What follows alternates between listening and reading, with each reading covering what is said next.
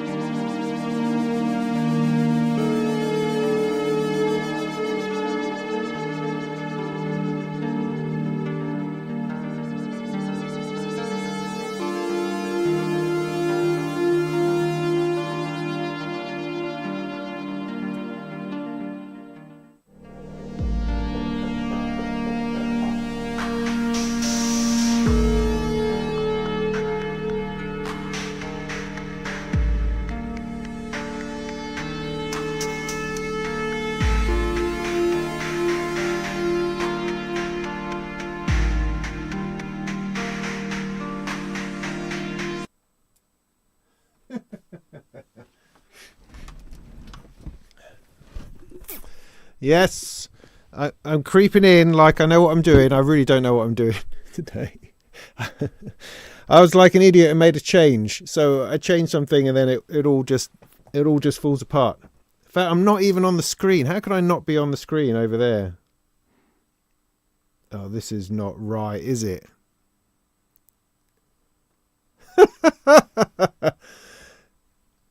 Hang on. That's not even on. All right, hang on. Hang on. My other camera had crashed. That one's all right. Look at that. God, I'm such a pro. Give us a minute.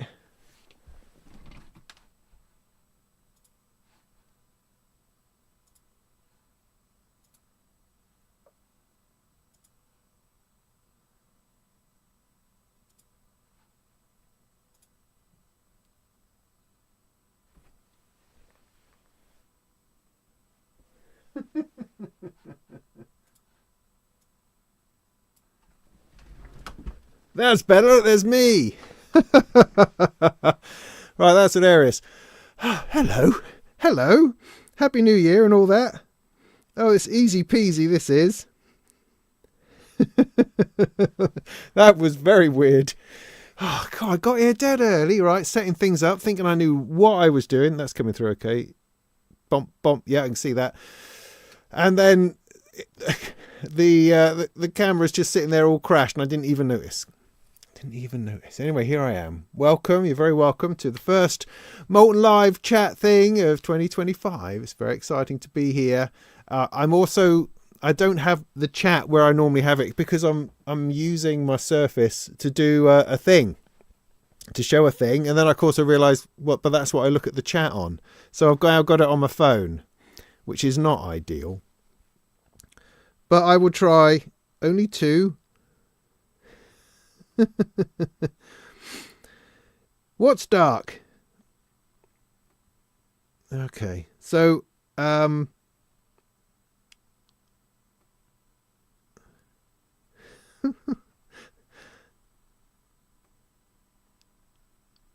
can't see me. Oh, for heaven's sake, can you see me now? Let me just go back here. No, that's still on that. Why is it still on that? All good now, is it? Oh. Oh, my heart alive. Okay, well, I want to go back. I want to go back to that. Is it all good now? Stop messing me about. All good now. Good. Right. Good. I'm just going to carry on as if it's working because that seems to be the best course of action. So, how are you? I hope you had a fabulous, happy holidays, time off, New Year. All those sorts of things. Just a shout out to anybody out in LA who's having terrible trouble with fire and losing things over there. It's just awful to watch, awful to hear about. And my thoughts are definitely out there with you lot in California with what you're having to go through. It's just awful. But if you're able to join us, then you're very welcome, and hopefully this will take your mind off the unimaginable. So that's good. You think, great, yeah, Robin's here, everything's all right then. Yes, great, good. Thank you, Ken. So what's happening? Well, all sorts of things. I thought this evening I would introduce you to this, which is my first pathetic attempt at a software sampler instrument. It's very exciting. I'm happy to talk about it because the whole process is exciting, really. Well, exciting compared to the usual dreariness of life. So that's consumed me for the last week putting that thing together. Although it's been in my mind for some months, if not years. It's something that I've often talked about doing and never quite gotten around to. But if you like, I can relate the whole story, warts and all, about how I came to this position of putting this thing together. Because, I know you're desperate to hear about it. I can tell. So while you dwell on that and think about it,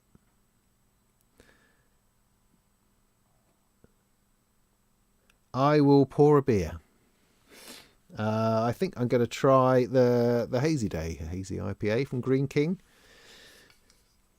because it's got a nice coloured tin. I do have some other things to play with this evening as well, including the RYK envelope modulator thing. I think it's called the Envy machine, something like that. I also have the Etna from Panda, which has already foxed me, which is great. I love an unintuitive module. Fantastic. So has also the 7th Summoner. I've literally plugged it in. It's this sequencer from the Flat 6 people. And I just don't know. Look, there's one thing that they lack, the whole platform lacks, and that's any kind of LED to tell you that it's working. I think it's the one criticism I have of the platform is that you just don't know. Is it working? I mean, you have to plug it into things, I guess, and then if it's moving stuff about, then it is working. Yeah, I get that. But a visual indicator that it's getting a clock or that it's playing notes or something like that would be really, really useful. I mean, the new one does appear to have an LED on it, but I'm not convinced because it hasn't come on. But then I haven't gotten it to work yet. So maybe we'll have a look at that. Maybe I'll skip it for another time once I've actually had a go. Maybe that's a better thought. Hey Steve, how you doing? Andrew, hi. Ken, good to see you. Jason, Matt, Nikki and Les, good to see you. Peter, saying hello to people. Great. The other thing I've decided to do is ditch the whole Restream thing. I've tried it I've done it for a year or two, I think. So Restream is this YouTuber's technology, right? Where you can, hang on.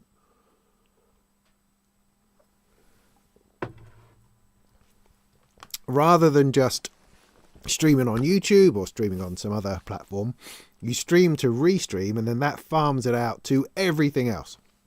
So previously I've been streaming to Twitter, to Facebook, to Twitch, somewhere else as well. I can't remember where. I don't know. So anyway, all these other platforms, and that seemed like a really groovy idea, a great way to gather in new viewers from places that you wouldn't necessarily expect. And that's been completely useless. I get like 2 viewers on Twitch, which is nice. I'm not saying it's not nice. And like 1, which is usually my mum, I think, on Facebook, which again is nice.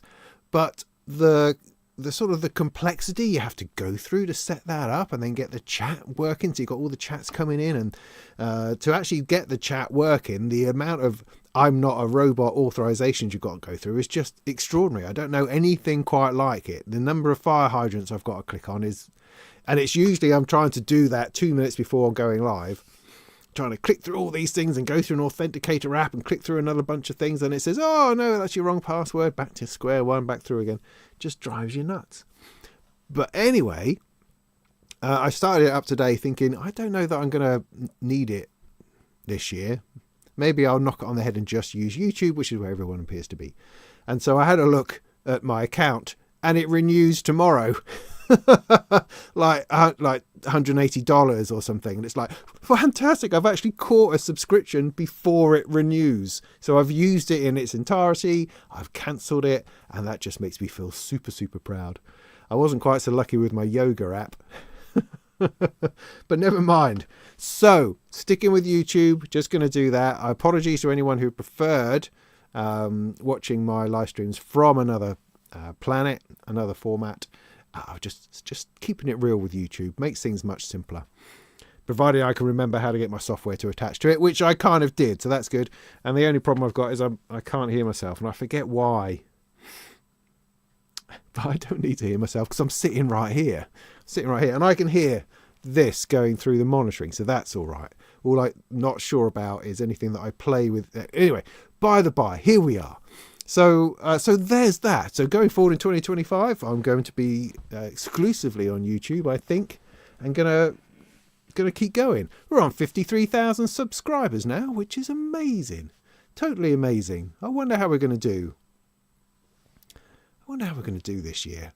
Now, it may interest you to know that I had a bit of a boost in subscriptions because of those very clickbaity best budget synth and best synth videos that I did, which were great. They're not designed as clickbait. They're designed to be useful to people. Ultimately, it's not like it's some kind of thumbnail to bring you in and then there's no content. No, there's a whole hour of content usually on each video. It's quite interesting. I had a comment, I think today, that commented on my best budget synths that said, "Oh, this is basically an advert for Donna."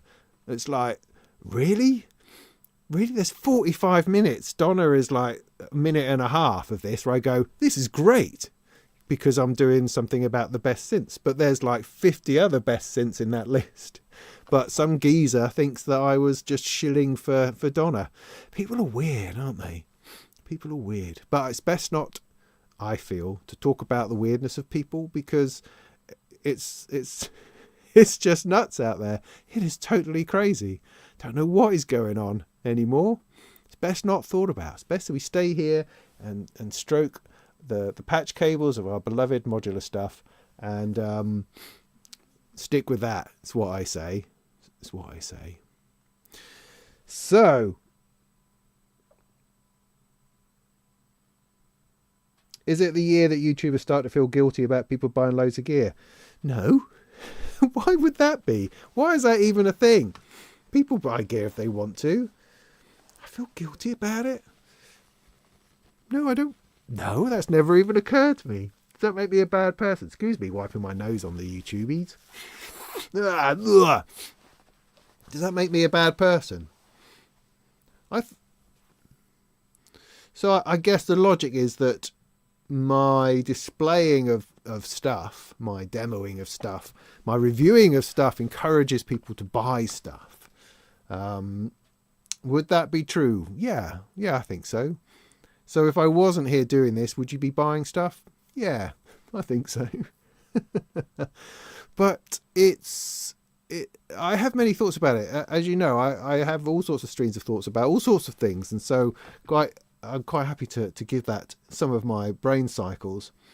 And something I thought quite recently, because Wavephonics, is it? I think it was, recently went out of business. Also Winterbloom have decided to go and do something else. Not necessarily going out of business, but just deciding to do something else. There was another one as well that I forget now, who are shuttering up. And it's quite troubling because I'm not unaware that I have an influence. I do encourage people to buy stuff. I am part of the modular and synthesizer industry that keeps the money flowing through these things. And what sort of struck me when I heard about these particular companies going under is that I could have helped. I could have done something about that, in that I have, like, for instance, I've got a kit from Winterbloom that I've never built. I bought it. They didn't send it to me. I bought it and I haven't built it. Had I have built it, Could I have demoed it? Could I have generated a whole load of business for them? You know, with Wavephonics, I did quite a few videos on their stuff, but not for a little while. Could I have done more to help with that? And that also brings me back to other modules I have knocking around that people have sent me very kindly, and I haven't really had the opportunity, hadn't had the time to do a proper demo on them. And so, you know, I have a power, if you like. I have a reach to get people's products out there. And these are people, these are little manufacturers who are soldering stuff together at home, you know, trying to throw a few things together, trying to get a business off the ground, trying to make a living doing this sort of thing. And I can contribute to that by demoing and showing and reviewing their gear, you know, and that is a responsibility. So while on the one hand, you may feel, or some people may feel, that I'm perpetuating this idea that we must buy more modules and must buy more gear,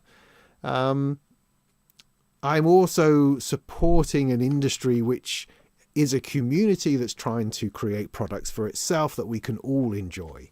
You know, there's kind of like an unspoken contract in something like Eurorack it's not unique, but it's quite special in that if we like this stuff and we have the money to spend on it, then we can actually support little businesses and local businesses to create our own little ecosystem of relatively responsible, nice capitalism, you know, a version of capitalism which actually works for people, you know, not rather than, I mean, dare I say it, if you buy modules from Behringer, now they do employ people without a doubt, but I don't think that has the same value as supporting a local builder, a manufacturer of bits and pieces. Because I think that your support of a local manufacturer or a small manufacturer directly feeds and invests back into exactly what it is that we like to do and want to do. So there you go. There's a long response to that sort of question, but it's something I think about a lot. And it takes me to a point of frustration because I can't demonstrate all the products that I want to demonstrate all the time. You know, I simply don't have the time. And I would like that. I mean, as you know, if you've been following my channel, it's something that I fight with a lot in trying to find the time to do videos and demonstrate stuff and review stuff and do well by the people who want to send me modules so that I can do that, you know, because I feel that I have a relatively authentic voice. I think I'm considered to be relatively honest, and I hope that I am. And I think that's a helpful thing to have. Manufacturers don't give me any money. You know, I'm not paid by anyone other than magazines to do reviews. So hopefully that's as unbiased as I can be. Can't be completely unbiased, of course, because I'm a human who breathes air. But other than that, it's relatively bias free. Other than I'm biased towards stuff that I like, which is an element.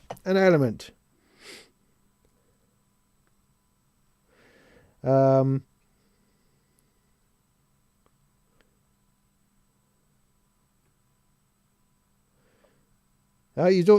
bought the Detroit Pink 87. Interesting. That actually got that was here for review for Sound on Sound. So I haven't done a proper review of it on video. I have shown it. I haven't done a proper review because I was actually paid to review it for Sound on Sound. So that's kind of how that works. But I'm glad you bought one because it's a nice little thing.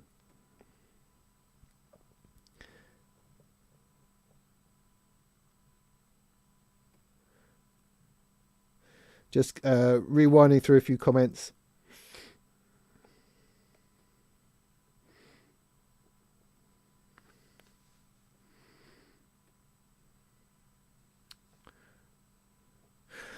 All right, completely off the ball question for Hanif. Thank you for your comment.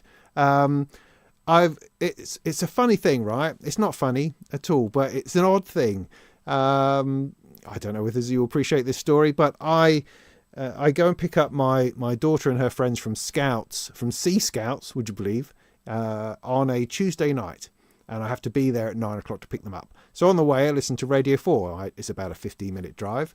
And at between 8:30, I think it is, and 9 on Radio 4 on a Tuesday evening, they have this program which is all about visually impaired people. And I don't have it on purpose as such. It's just something I have on in the background.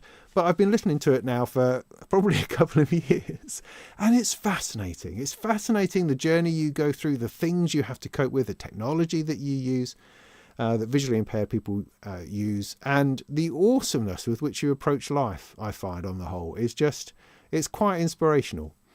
There's not a whole lot I can do to contribute to that. I mean, with working with computers as I have, and computer music, I have come into contact with lots of blind people over the years, because it's a way that they can express themselves. I don't mean to be patronizing in any way, but it just is something on computers that there are systems available that will speak out all of the menus and bits and pieces to allow them to use software.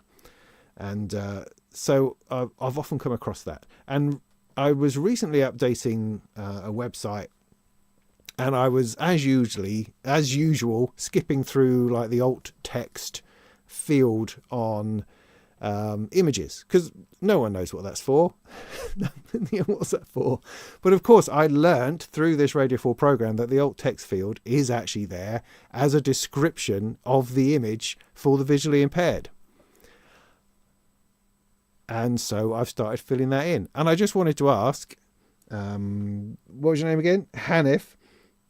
Is that useful? Is that a useful thing? Should I be describing what's in the image? Is it all right just to give it like a short description? Or do you want to know there's a man standing there holding a module? The module is called this, and it's attached to this, and it has blinkly lights and looks like he's having fun. Is that the sort of description you want? Or is it you just want man and module? I don't know. It's just a question. It's something which has been in the back of my head recently. As I say, I've been updating some websites, and I came across that, and I feel that it's probably more important than generally we think. And if there's something I can do to help with that and help in there to do that properly, then I am absolutely up for that. So there you go. There's a nice aside. You can tell I haven't done one of these for a while because I'm very, very talkative.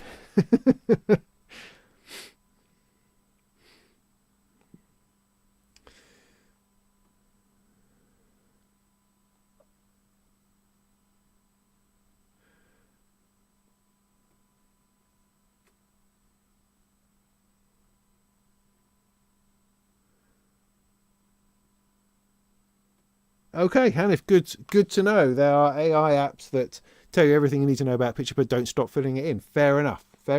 Thank you. So there's a use of AI. Well done. Good stuff.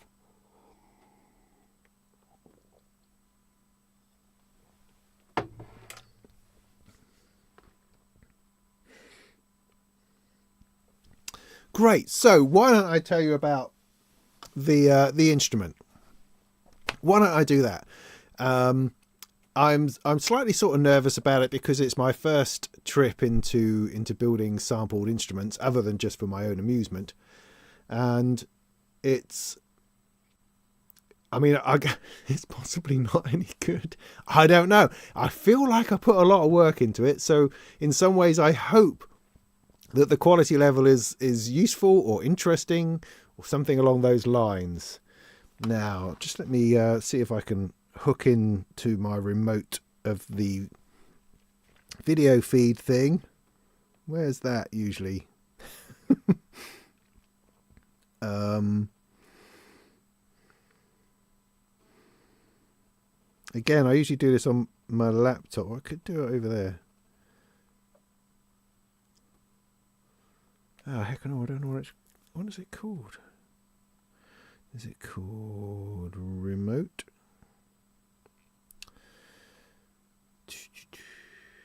Remote? No, it's not called remote. Let's try control contacts. No, that's not it. Let's try vMix. vMix controller. There we go. No, it can't be reached. Hang on, everybody. What is it?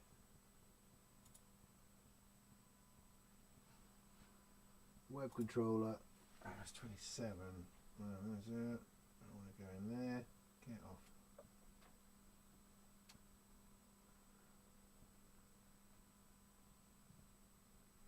Hey, okay, that's right. Alright, so with a bit of luck, I'm just going to push some buttons. If I do that, am I still in it? I'm still in it. Yeah, okay, so I can do that. Yeah, magic, innit? Flipping magic. Now I've lost my chat, of course. Oh. Alright, what I'm going to do, right, I'm going to give you a very quick demo, then we'll talk about it, then I'll give you another demo. Alright, is that good? Are you still with me? Have I got anybody still watching? That's very exciting. Oh yeah, look, a few. Is it too cold for my fancy shirts? It is today. Let's be fair. It is too cold today.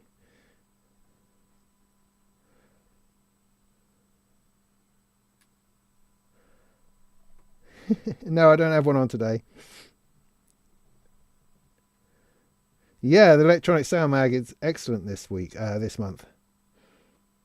So, yeah, so let me, okay, put that on, go back to there, go back to the chat.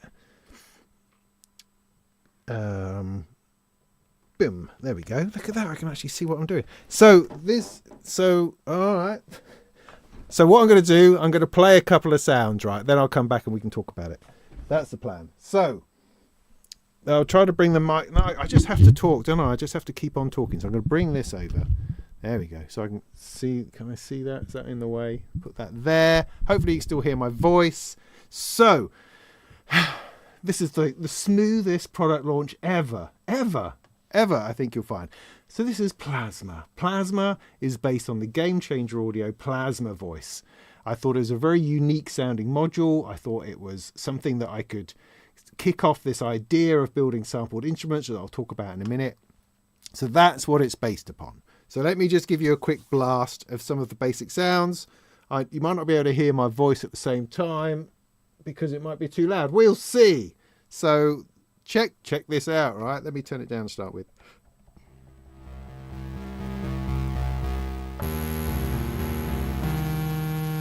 Just see how that could be louder.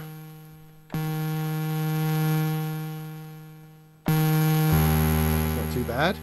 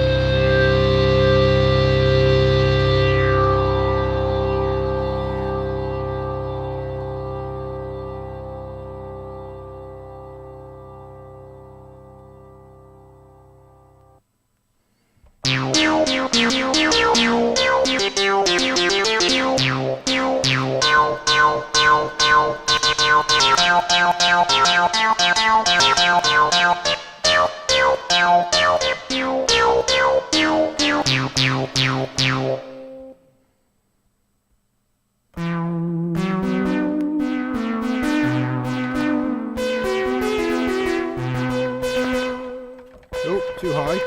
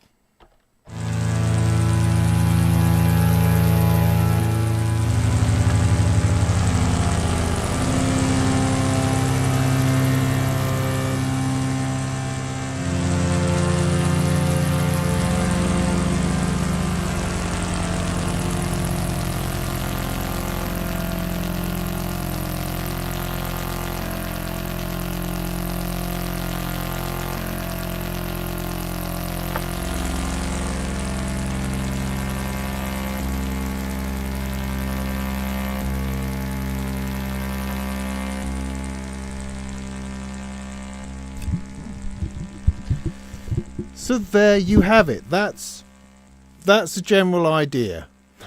That's the general idea.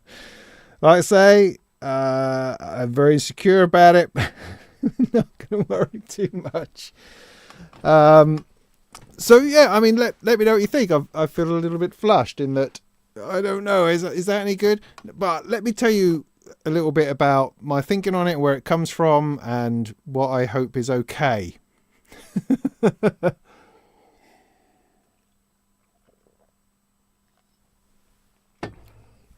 Just let me check what people thought, that how awful that was. Dog scared, jets and roosters.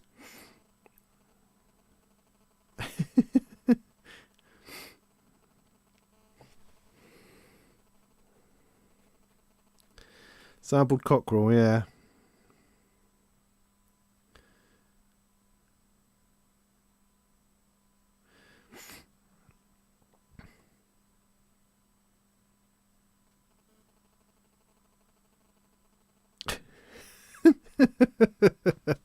Awesome. Nobody cares. That's fine. That's just the best the best thing. So I'll just keep chundering on then. I think it's probably what's best from my point of view. So yeah. So what I found is that as you know, the boring thing is that I can never seem to make a scratch a living together doing this lark. I've acquired a lot of modules, and that is great. But like last year at some point I had to sell a load off simply because I couldn't meet my obligations. And so being this YouTuber thing, doing this channel is is hard at times because it just doesn't generate enough income. That's the reality of being on a YouTuber, in that there's a sense of obligation to make videos, and there are rewards, of course. I love doing videos. I love making stuff. I love doing videos on things. I love finding out about a module for the purpose of making a video. All of that is excellent. Just that the monetary rewards are not great. And so we all do something else. We have to do something else. And so I'd spend a lot of time doing other things in order to fund the fun stuff, which is doing this sort of thing. And it has occurred to me, probably over the course of the last year, as things have got increasingly desperate, that I need to find ways of being smarter and using the resources and the things that I have to try to generate other or new streams of revenue. And so I noticed that many of my colleagues, many of the more successful YouTubers, do things like sample packs and virtual instruments, or, sampled instruments, I suppose. And it occurred to me that is potentially something that I could do.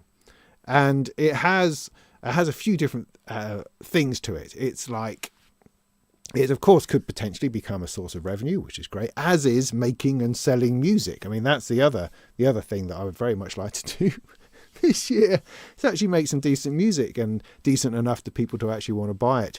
That would be another way of doing things. Anyway, sticking with what we're talking about at the moment. So I am in the fortunate, privileged position to have a lot of gear that comes through my hands.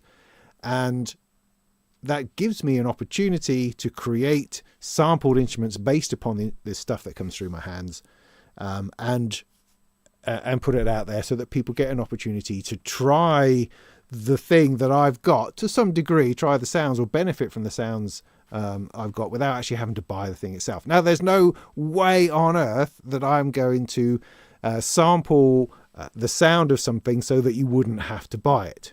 I'm not stealing customers from Game Changer Audio with my little plasma sampled instrument. No, it's different. There's no way that it's the same. It just gives it takes a flavor of it and gives you something that you can chew on and play on, and hopefully gives you something slightly unique because they're sounds that I've made, that I've generated. So I've been looking into this for sort of the past 9 months or so, thinking that, this is perhaps something that I can do. I use a format called Decent Sampler, which is something that Venus Theory uses, which is sort of what turned me onto it in the first place. In that it's a sample player, it's a sample instrument builder and player. So it's a bit like Contact or something of that nature. But it's very reasonably simple. It has a quite simple coding interface, so you kind of code the instruments together, and it's at a level that I understand and can cope with. And I mean, my coding expertise is that I'm quite good at stealing, borrowing, copying code from other places and using it in my own nefarious schemes. I'm not very good at coding. I'm just good at understanding what I'm looking at when I'm looking at somebody else's code and being able to identify where it goes and how it works, and trial and error mostly, I suppose. So I was inspired by some of Venus Theory's instruments, and I bought one or two and tried them out. And he's done some beautiful work on the interface with some fabulous knobs and animations that go along with that as you turn knobs and stuff, and that's really great. And I think that's something that I will get into in time. At the moment, I'm based purely on the basic interface with a background that I put in, and because otherwise, you can spend as long as you like on these things, and ultimately that's not the point. The point is not to spend eons putting these things together. So anyway, inspired by that, I thought, okay, this is something I can handle. And a few months ago, I put together a simple instrument that a few patrons had a go at, and it seemed to work. And I thought, I can cope with this. So for this last week, I set to work sampling the plasma voice and putting together this instrument. It was much harder than I thought. The process was harder than I thought. No, not the process. Just deciding on what was worth sampling. was quite hard. Putting together a sound which works great in its context, but then when you take it out of that and have it kind of naked in an instrument, you're going, oh, I don't know. Is that interesting? I don't know. It's really difficult to know. And then you sort of add other bits of modulation, other bits and pieces to see if you can make it more interesting. Now, one thing I did do in my research of this was that I went along to a very, very, very, very popular, because I was searching for sample sets, I think, of the Plasma Voice or reviews of the Plasma Voice, just to have a look to see whether anyone had done this before. And I came upon a very famous YouTuber's channel who didn't do a review of the Plasma Voice, just did sort of a bit of a demo and a lark around with it. But what was interesting was that they said basically at the end, hey, we've put together a bunch of samples that you can have, and here's the link in the description. I thought, okay, so let me go and find out what sort of level, how many samples you get, what those are like, what are people's expectations when they go to buy a software instrument from a very well-known YouTuber. So I bought it. It was $10, and I downloaded it. And it's just a folder of samples, maybe 50 samples. And I thought, really? Gee whiz. This is pretty... I don't want to say it was rubbish because, I'm sure they put a lot of work into it. And maybe that's how these things work. Maybe 50 samples is enough. Maybe that's enough for people to throw money at in order to grab those things from a well-known YouTuber. I don't know. It feels to me like $10 should buy you a little bit more than that. On the other hand, I was encouraged by the fact that expectations then are relatively low. Because you have to balance these things up. If it's going to take me 2 weeks to create an instrument, which I then sell for a tenner, I'm going to have to sell like 10,000 of them in order to cover my costs. So it can't be like that. You have to find a balance between putting some work in to produce something half decent and being able to charge the right amount for that and make it value for money and worthwhile, and all those sorts of factors play into it. So there has to be a level at which you pitch this thing, a level at which you decide that that's enough and that's interesting enough and good enough. So taking my experience from Venus Theory's instruments and also from this other guy's, I've sort of, what I aimed at was to create 10 decent sounds with variations. That was my plan, but using a lot more samples. So all of my instruments have, I sample the C, E, G in every octave. I do sort of 4 to 5 octaves.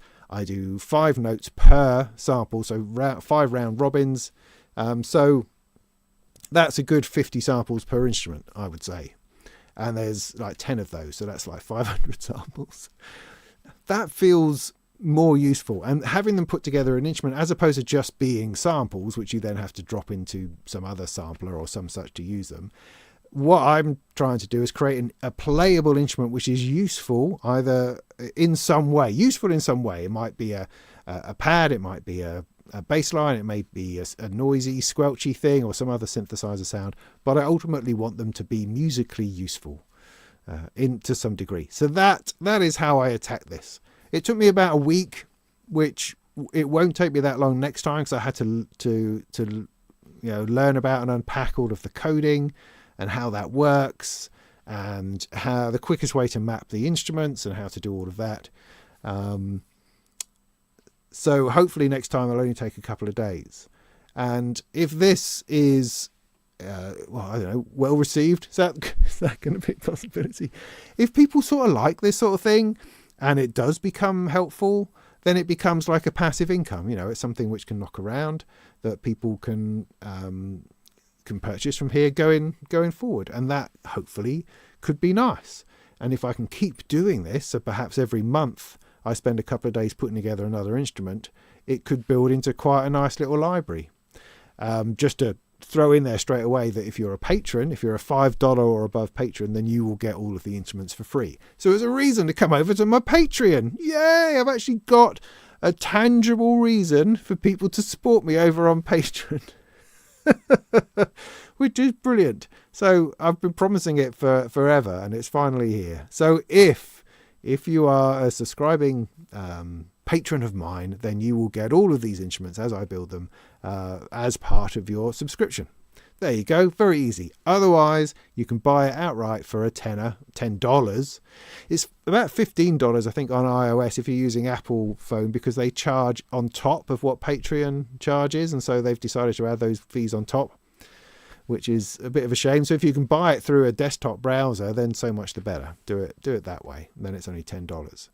So so there you go. That's the plan going forward. So I'm planning my next one is going to be the Deckard's Voice. I'm going to do a sample pack on that, sampled instrument on that.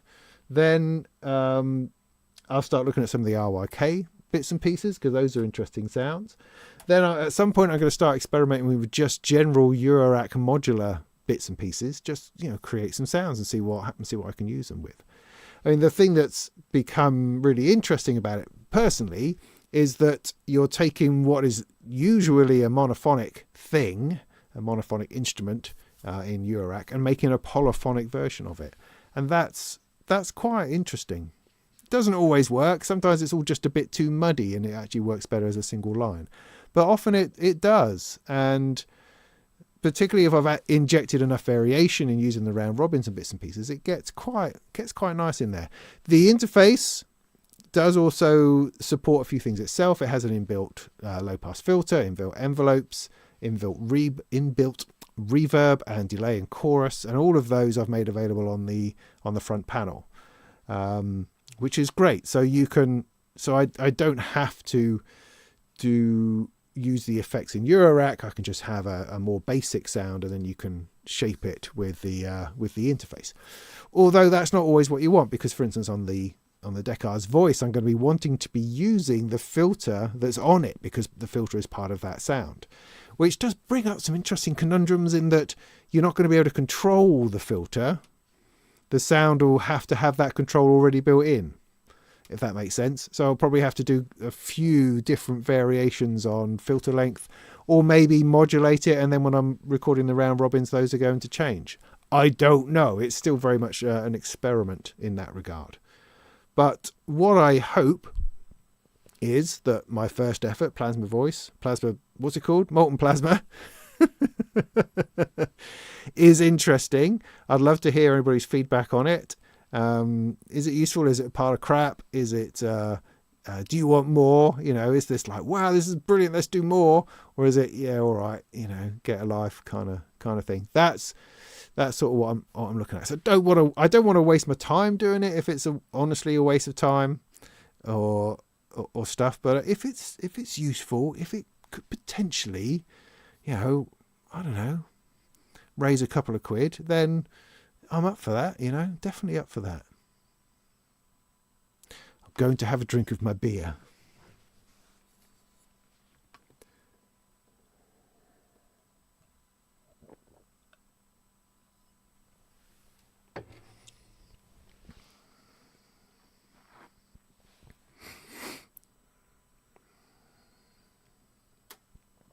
Do I earn 5k a week? I try to. I try to. So let me just rewind through some of the comments so I don't miss anybody's brilliance. Who made the presets? Well, I did. Sounds less spitty than the original. Well, thank you very much. I mean, I tried to use sounds which were usable. I mean, there's a couple in there which are full on crackly, sparky stuff, but the sort of the less tuneful stuff I couldn't quite work out how best to span that across a keyboard or something. Is that useful? I don't know. It seemed like just making one sample do too much work. So I definitely focused on sort of taking one sound from each bank to a degree, and finding the most tuneful version of it, but also leaning in to the sparky, farty noises in that were evidently there.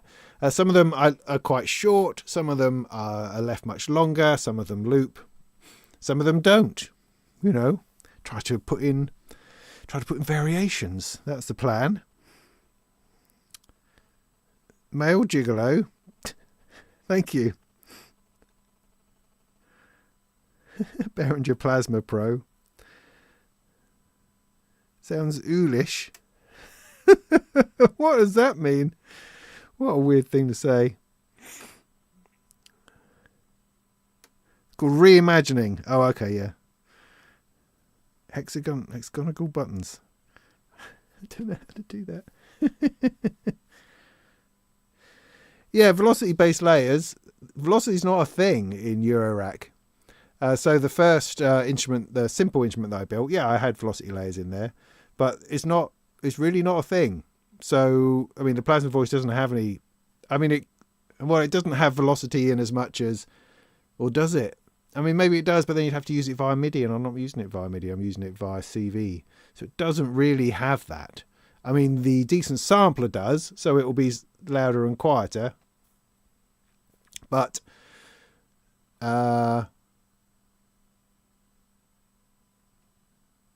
so, you know, it's up to you on if you're using an MPC, you tap it, you know how to use your own gear, right?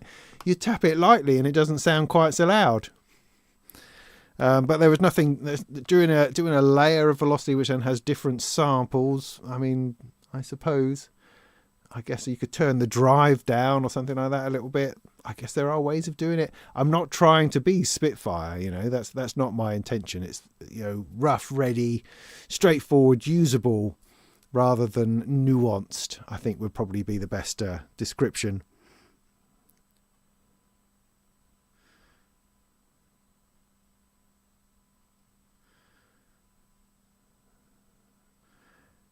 MAGA cable set.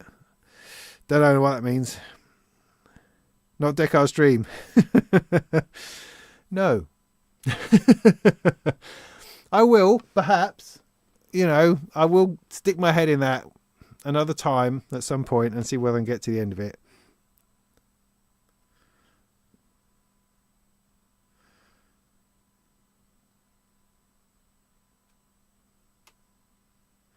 My target market? I've no idea what my target market either is. I'm just trying to do stuff that's interesting, I don't know. The point really is that other people do it. So other people do reviews of their instruments and then, boom, they dump a sample pack that people can also buy. And what I'm trying to do is that kind of concept, but actually putting a bit more work and develop it into a playable instrument. So you're not having just a folder full of samples that you don't really know what to do with. You've got an instrument which is already set up. So for instance, there's that Percussion preset, which is samples of all of the percussive noises from the Plasma. On one octave, I've got like 10 or 8 round robins. So each one has got 8 different samples on that you can play. So you can just trigger one note repeatedly and it will play a whole series of different samples. I thought that was interesting. So I stuck that in. Further up the keyboard, it's just lots of different single ones on each key. So you can do it in whichever way you like. That sort of thing. So what I hope is that it's more interesting than a sample pack for the same price as a sample pack. And perhaps it's something that I'll get better at and will improve over time. And there are further banks I can add. And it's not just a lost folder somewhere. It's an actual thing, an entity of itself. And I think that's quite interesting. I think that's more interesting than a sample pack, in my view. Does anybody want to buy that? I have no clue. It's like with my merch, right? I have no idea if anybody would ever want to wear a Molten Modular hat or a Molten Modular t-shirt. I have no clue, but you give it a go, you put them out there, and you just have to see what happens. What else is there? I don't have time sitting around to do market research or work those sorts of things out. We're just making this up as we go.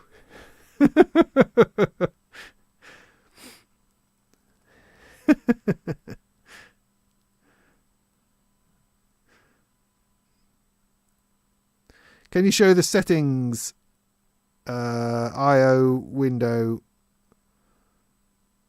of the thing. Yeah, I can do that. I can show you how it's set up. So, oh, let me change back to the other thing. That's something to do. Let's look at that. Okay.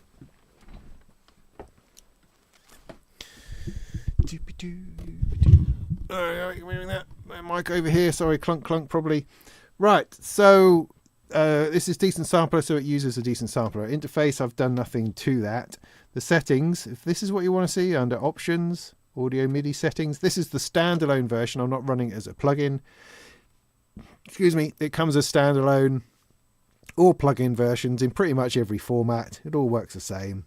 So the audio in out, you can choose your audio type, Windows Audio, Direct Sound, or ASIO. I've got it on ASIO. I'm running this through a Motu M4. I've got over here. Can you see that? This thing here. As my audio interface, and then MIDI down the bottom here. I've got Arturia key step selected. That's pretty much it. Now it is it's a virtual instrument, so it's all MIDI. So I can right-click stuff. If I don't use my finger, I actually use a right-click. There we go. I can MIDI learn different knobs, and you can map stuff and all that kind of thing. Just at the moment, I've got the mod wheel attached to the cutoff.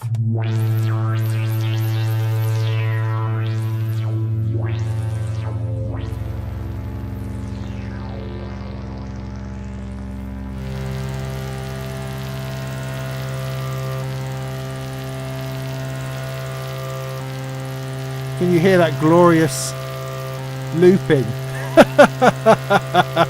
I aced that.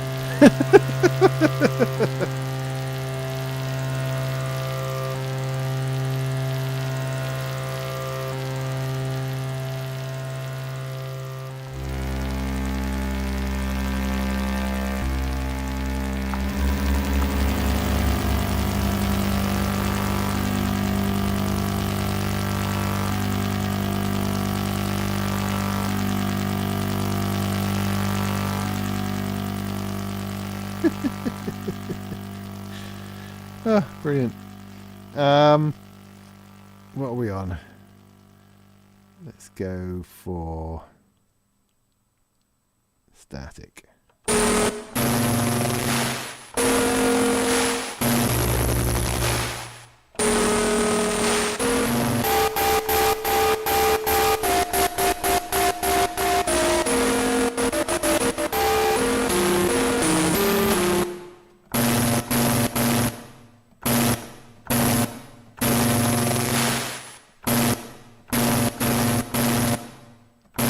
Sounds like it's missing a sample.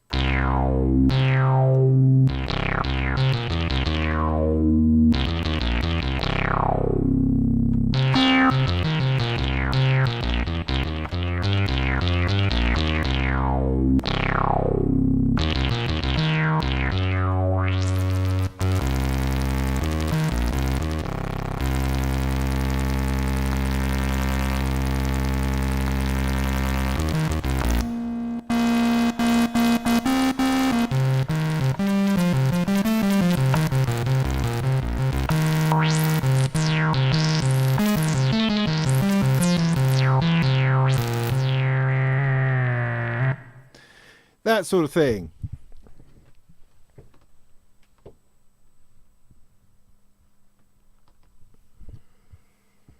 Boop. Any more questions on that? Is that helpful? I will do a proper video on it, I think.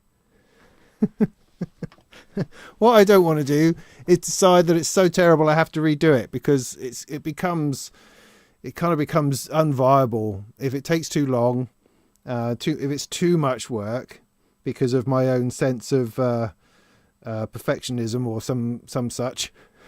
Then it becomes useless. So I'm essentially overthinking this, I think, a massive amount, because, as I say, your man and his huge audience on YouTube is happy to kick out 50 samples that took him 5 minutes to put into a thing and charge $10 for it. I think my thing is far more thought through and far more curated and put together. Personally, I feel. And now I might be doing him a massive disservice because, you know, I didn't look into it that deeply. I was just quite surprised at the small amount of samples within the folder that I'd just purchased. So hopefully I can add a bit more value for money for all those sorts of things, and people, hopefully with a bit of luck, find it worthwhile, you know. It's like, I mean, the other thing that's always boggled my mind is people who release and sell preset banks for things. Just checking the time. I never thought that, I was shocked that was a thing. I was really surprised when I found out that people make a living from making presets on synths. I had no idea that existed as a market, as a sellable item. It just astonished me. But, you know, fair enough. Absolutely. You have a level of expertise at using synthesizers. And if people are buying your sounds, I think I might have bought some presets for a synth at one time. I must have done. I'm pretty sure I bought a cassette of DX100 sounds. I think I did back in the day. So, of course, there must be a market for it because people do that and sell them. And that's amazing. I think that's amazing. So heck, if there's people out there who would like something that sounds like the Plasma, would like some of those squelchy, gritty sounds that it's got. I mean, heck, if you think there's a better way or a different sound that you want, or something that you know, tell me what you want. Let me know what you want, and I'll look into it, see if that's something I can do. Otherwise, I will just march on and give something else a go. Hopefully get it down to like an afternoon's worth of crafting of focused stuff, because it's all the paperwork. The actual sampling is relatively quick. It's all the shenanigans of the coding and fitting it all in and getting all that to work and stuff. And I can get much quicker at that, I think. So hopefully going forward, I can produce a lot more interesting stuff. Yeah, I think that's enough on that. Unless anyone else has any burning questions. Aim for Spectrasonic's keyscape. Yeah.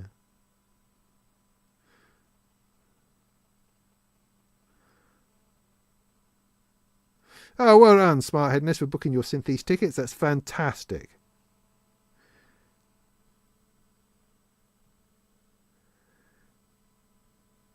Well, thanks, TH. I'll take that.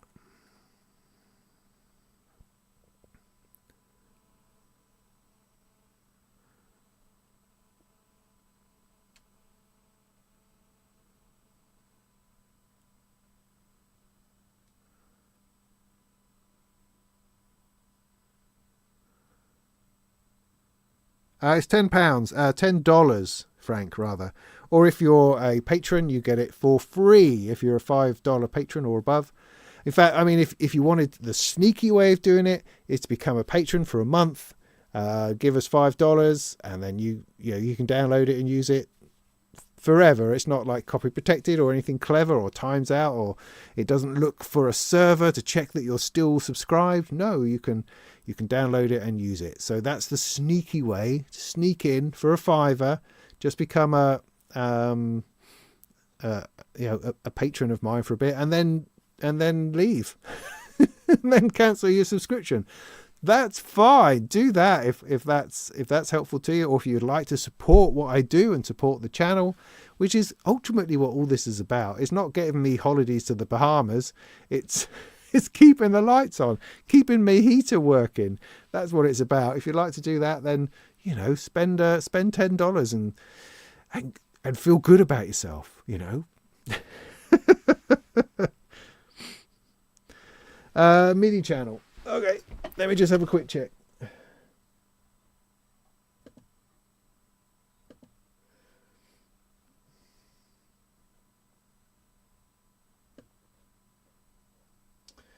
There ain't nothing about it.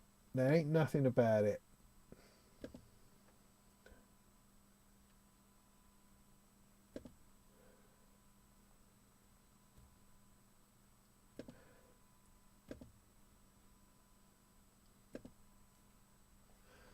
Do, do, do, do, do, do.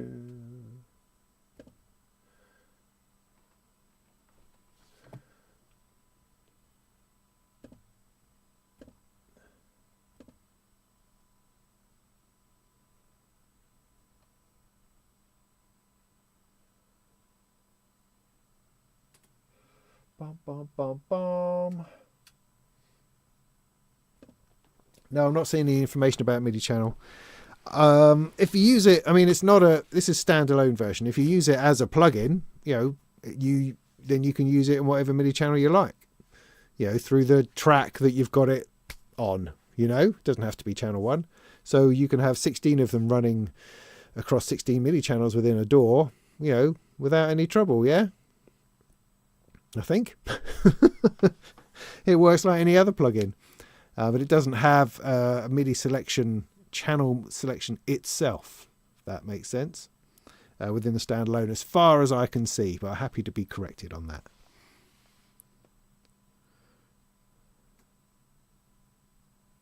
Thanks, Dean. You're a very bright and intelligently handsome person.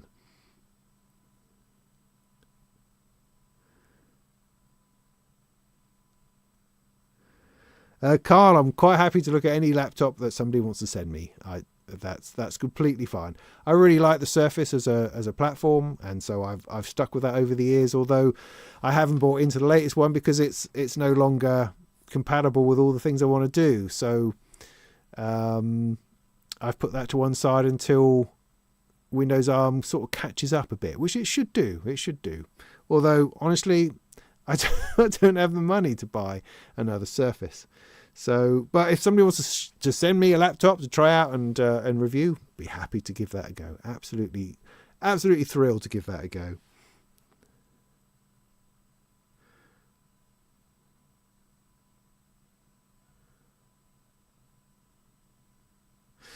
Ooh, 128 gigs of RAM. Who needs that? What would you need that for? I mean, are you running an entire orchestra on your laptop? Seems kind of crazy. Seems kind of crazy.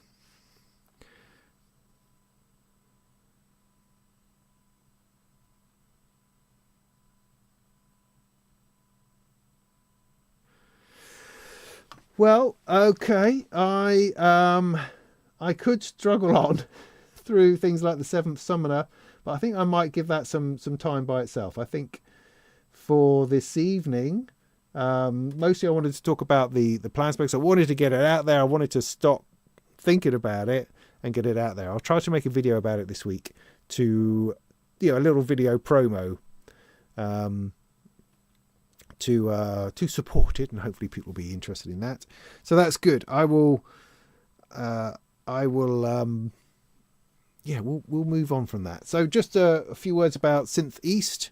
Then that's in the 21st or 23rd of February. It's coming up real soon. It's like 5 weeks away, which is a little bit scary, but it should be a bloody awesome weekend. Everybody's coming, which is great.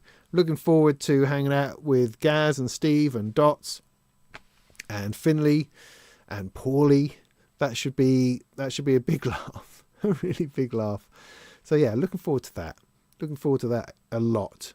Lots to do before then, lots of paperwork, lots of practicing. Got to work out what on earth I'm going to take along and play with.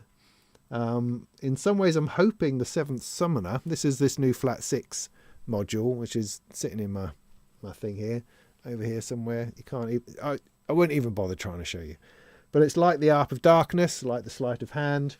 But it's a sequencer, but it can store sequences, and I quite like it as a simple, small way of saving a bunch of sequences that me and Paulie can then work on during the gig. I think that could be fun, rather than having to improvise or come up with everything on the spot, which I certainly will do during the patch off. But having a few things in your back pocket that you can run, that you know what they are, and can actually do something useful with them, I think, and practiced with them even more, I think is an interesting idea. So I'm quite looking forward to getting that sorted out. I'm just not entirely sure how it works at the minute. I mean, I could give it a go, could do it, but then are you going to be able to see it very well? Num, num, num, num, num. I don't know.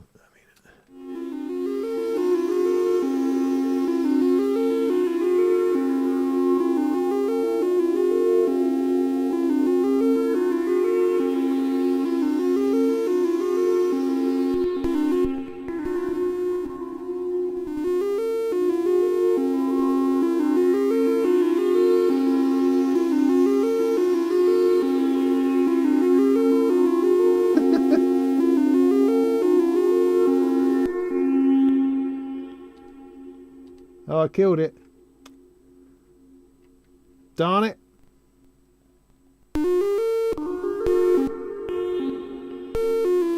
I have no idea.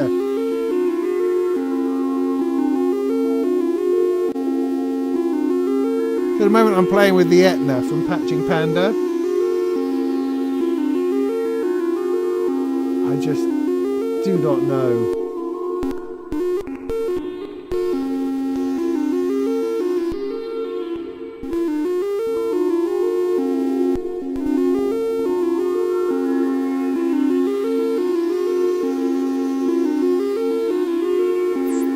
Ooh, there's something.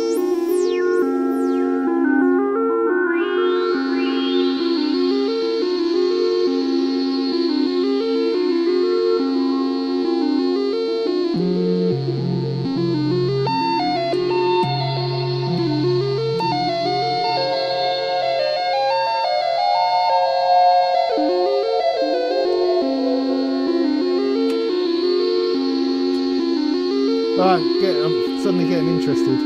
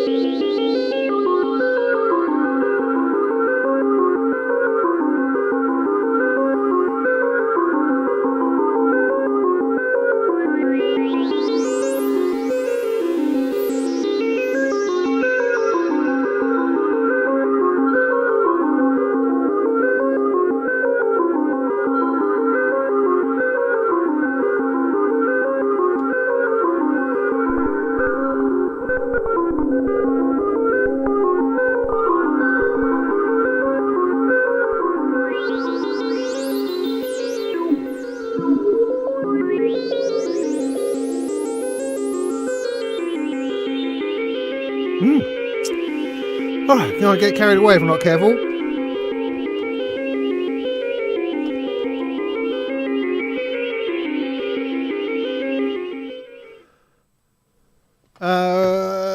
Oh yeah, I was talking about synth East. So yeah, do come along. It's a great day. We have 20 odd manufacturers, more than that, 30 manufacturers there doing showing their stuff. We do have Erica Synths there in person with the steam pipe. We should have a good bit of Oberheim and sequential stuff going on. Got Arturia, Buchla, Korg coming out of our ears. All the good stuff from these sorts of people, which is great. A few new people like Black and Blue, Clackatronics. Clackatronics, I think, are the people who have done that sort of modular DIY system that's in kind of a book, like a book of PCBs that you put together. I'm fascinated to see that. A few other bits and pieces as well. AM synths, lots of DPW, Expert Sleepers, RYK is there, Rick Modular. Lots of great stuff. Lots of great stuff. Should be a good day. We've also got the DIY workshops are all sorted out now. The tape loop workshops are nearly sold out. But we've just put together the Thonk module making or little synth making workshop. Those are available, so do go and sign yourselves up nice and quick before they sell out. It's just shaping up to be a great, brilliant weekend. I'm really looking forward to it. I hope to be able to put in a lot of work towards making the performances fantastic when we get there. So that'll be great. It's in Norwich. It's February the 21st to the 23rd. The big day is a Saturday daytime, then evening gig. You can buy tickets to both and you get a little discount. The Friday night is this strange Berlin-based movie about music in the 80s, and an interview with John Fox with Adam Buxton, local boy Adam Buxton, which is nice, an absolute delight. So looking forward to all of that. Should be a busy time. So yeah, do come along. Great. syntheast.com, or you'll find tickets on the Norwich Arts Centre website. Yes, there you go. There you go. So other stuff that's coming up this week, I hope to have a play with this, which looks to me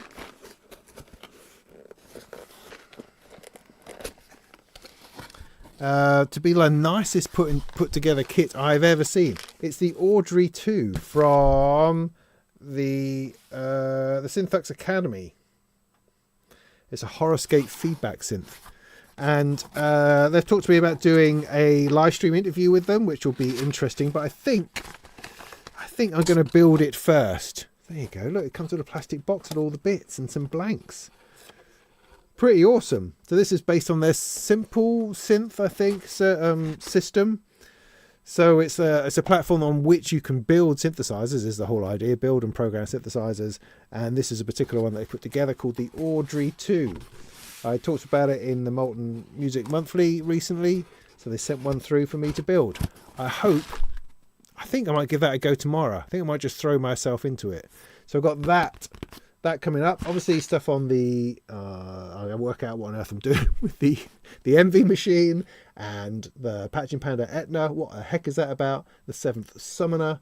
Those are definitely things on my mind at the moment. Also the Knob Technology VCO as well, although I understand that they're doing a modification to it. There's some issue somewhere, so I might hold off on that just for the minute until I'm certain that it's all okay. Other stuff, I've got a Jolin Labs thing to build. I've got the strange joystick and mixer thing to build. Lots of building ones. I've got a one-eye roll to build as well. Plenty of stuff, plenty of stuff to be getting on with in terms of lots of DIY currently. And I've also got the Mantis over there. Now, the Mantis is going to get on my desk as soon as I've got a case turning up to get some of my modular on the wall and out of the way, because it's all just taking up too much desk space. So once I can clear my desk, which I hope to be able to do by putting all this stuff into a case to hang on the wall, I can then get the Mantis out and start playing with that. Lots and lots of exciting things to do. So that's quite exciting. We also have NAMM coming along soon, the end of the month. Before then, I think, sometime towards the end of the month. And that's sort of mildly interesting. There are often interesting things there, not anywhere near as much as there used to be, but there can be. I know Nick at Sonic State is going out there to have a poke around, so he should be able to provide us with some interesting things to look at. So I'll keep my eyes open on all of that. Should be good. I also want to be doing another best of synthesizer video, first one for 2025, trying to hit that mid price, because my best synths video was very much mostly hanging around in the high price stuff, which is inevitable if you're looking at something which is best of. And then my best budget one was nice and dirt cheap, which is great. We need something in between. I think that would be a useful video to talk about all that stuff in between, like the matriarchs and the grandmothers, like the Korg wave state stuff, or the multi-poly, like the better Behringer ones, like there's lots of Korg synths in there, I think. All the mid-range stuff. I think that's an important area to have a look at. So I will definitely do a video on that, I think, soon also.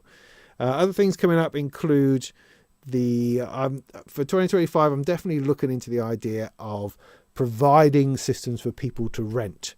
Modular systems, synthesizers, bits and pieces, all the gear that I've got knocking around which isn't doing anything. I'm going to do my best to make available for people to rent for a reasonable amount, to take away and use and make music with, and look after before sending them back absolutely trouble-free.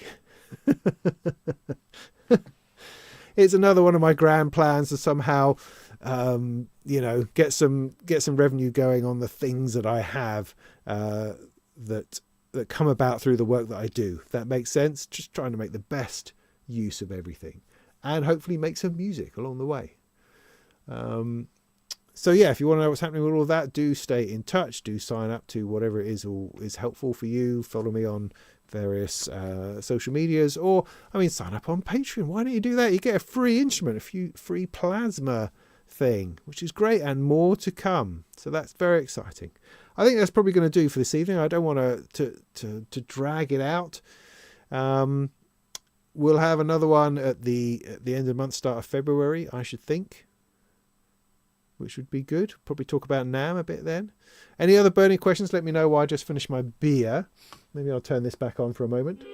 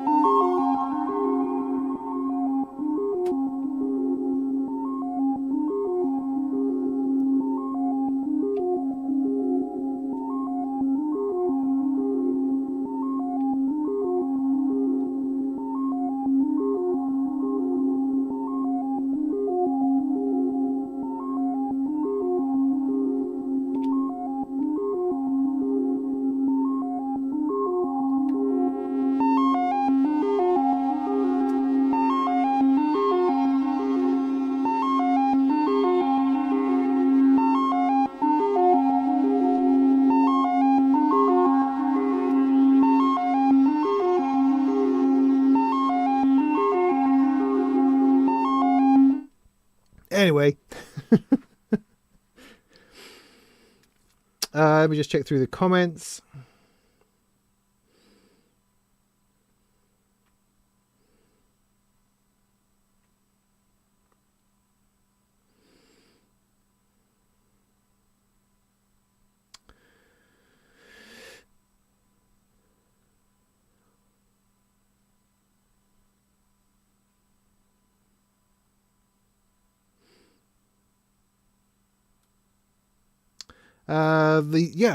Molten Plasma. There's a link in the description which takes you over to my Patreon page where you can buy it. It's available in the shop over there. I'll also, hopefully, if I think about it, I'll make it available in the Decent Sampler shop.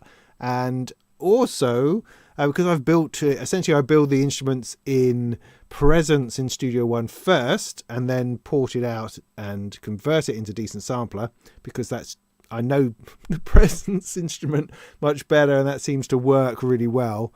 I'll also build a version as a Presence instrument that you can buy from Presonus, I think, if I can work out how to do that. But to get the Decent Sampler version, the version that you see here, just go over to Patreon, Robin Vincent, Patreon, whatever it is, and you will find it in the shop over there, or just sign up as a $5 patron and you can get it directly for free. Do that. Did I get the Tom Whitwell modular workstation? I did not.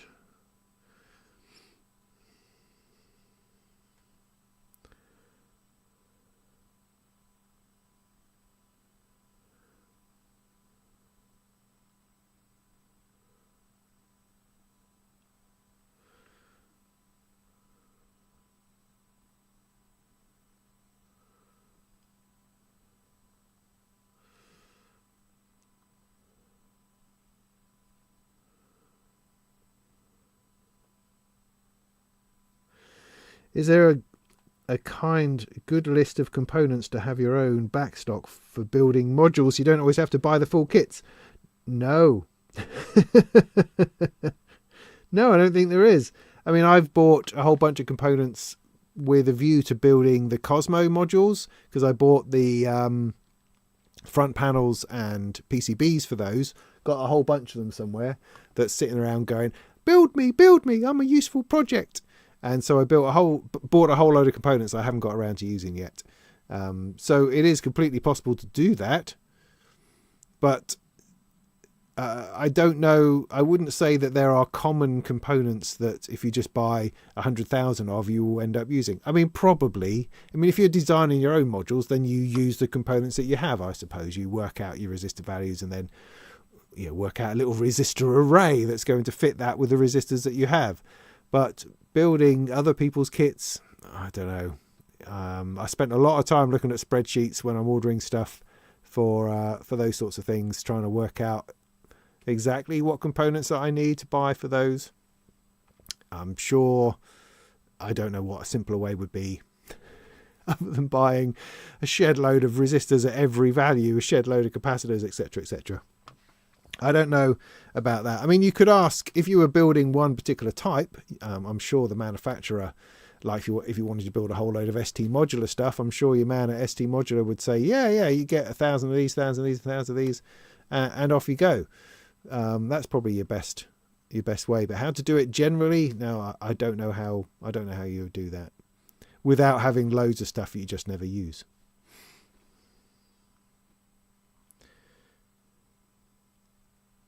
Why is that a better question for Minor Melodies? What does he know about DIY? Oi!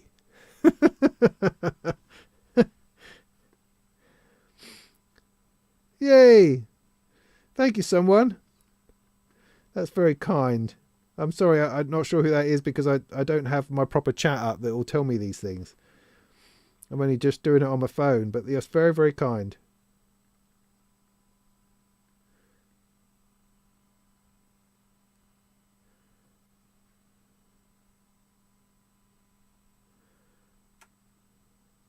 Ken, you've got a mantis. Oh, old dark horse. I had no idea. Well done. It's been sitting over there in a box for months. It drives me nuts, these things. But I have a space for it. I have a space. I'm just waiting on something to come in from DV 24/7, would you believe? Who they do the cheapest, biggest cases just to store modules in. I mean, I could use a cardboard box, but I'd like to have them up on a wall if I can, so that I'm far more aware of them. I find that if things end up in a box, it just is never going to get used. So I'm just trying to mount a few things, and then I'll have the space for it. So hopefully that'll happen this week.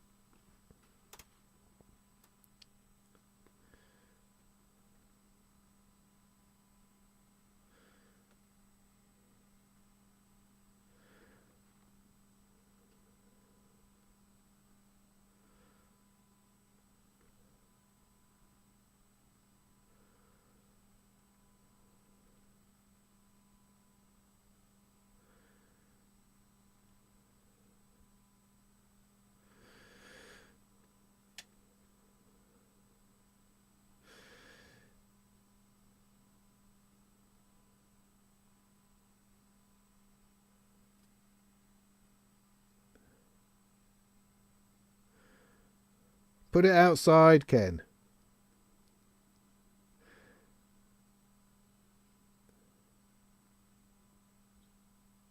Oh, Frank, there we go. I got down to it. Thanks for that. You're welcome, Frank. That's very kind.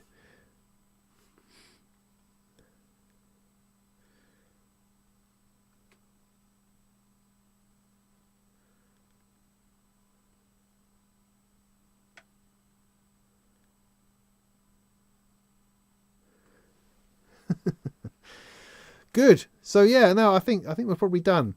The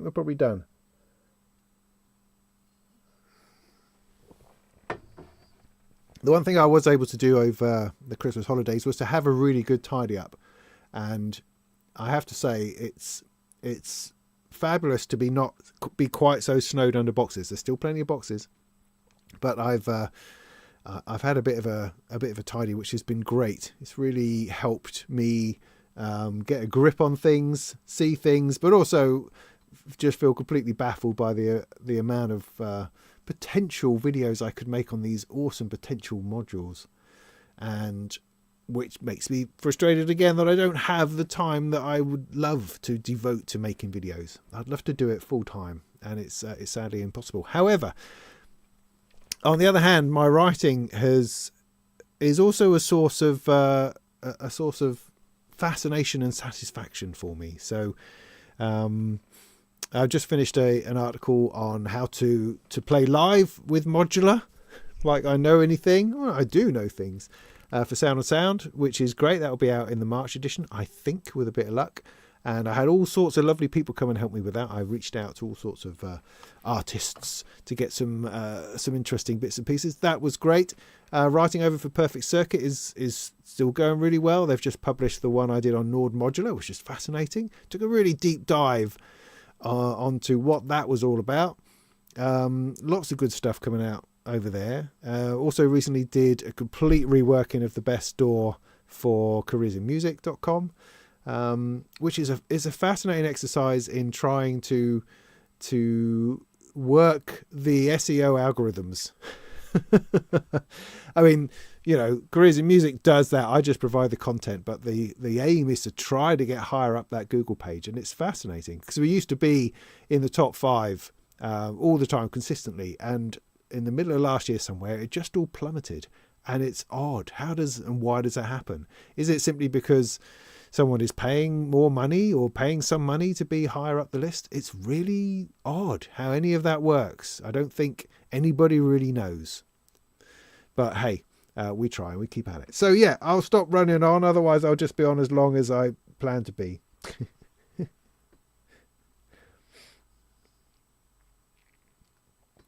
Which module is your best ambient sound? The Echo Cinematic, I would say. Something with... the Echo Cinematic has a lovely deep reverb and a fantastic delay, which deteriorates, and then an EQ sort of filter which sweeps the returns, sweeps the taps. And I'm finding it fascinating. Is what I had just going here. It's going through it.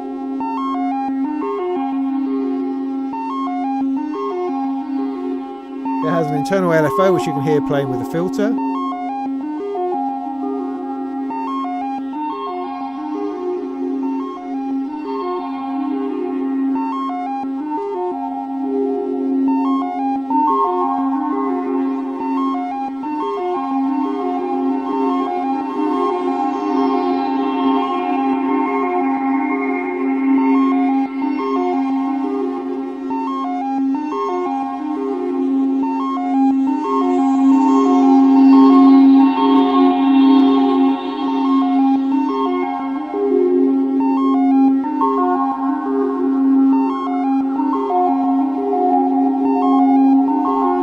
I can bypass it with the press of a button.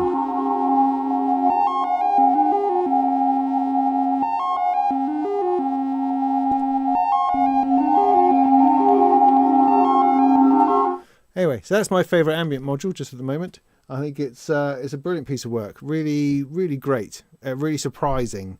Has a fantastic level of feedback, which just gets dangerously, wonderfully out of control. And then you can bring everything back into sort of focus afterwards. It's just really lovely. Really lovely. How did I make this patch?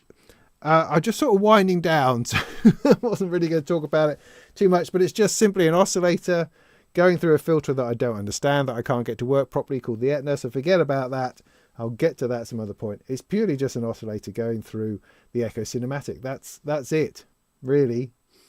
And it's been played by the Arp of Darkness, which is an arpeggiator, which is really, really great.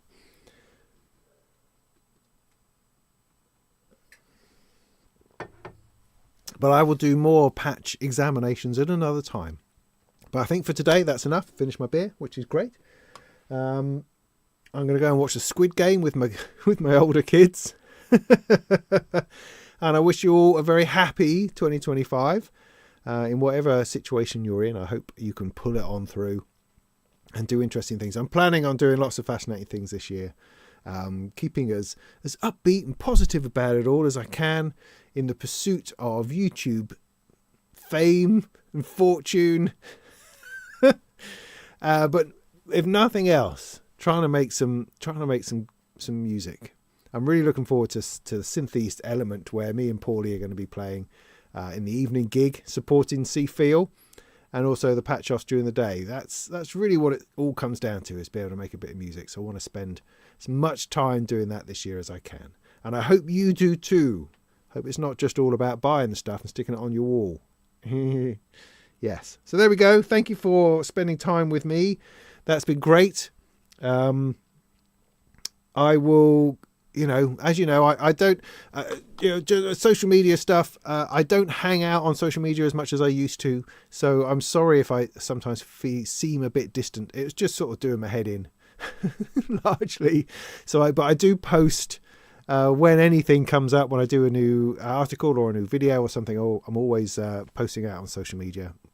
Mostly Instagram, Facebook, more than anywhere. I do still doggedly go along on Twitter because I just find it very entertaining, the craziness, the madness of it all. But I'm also on Threads, Blue Sky, places like that. You can find me, dig around. But if you want to support me, come over to patreon.com, find me on there, links in the description, and join the community. Come and talk to me on Discord, where there's one conversation every couple of weeks. It's not heavy. You're not going to get lots of notifications, not like you do with other things. No.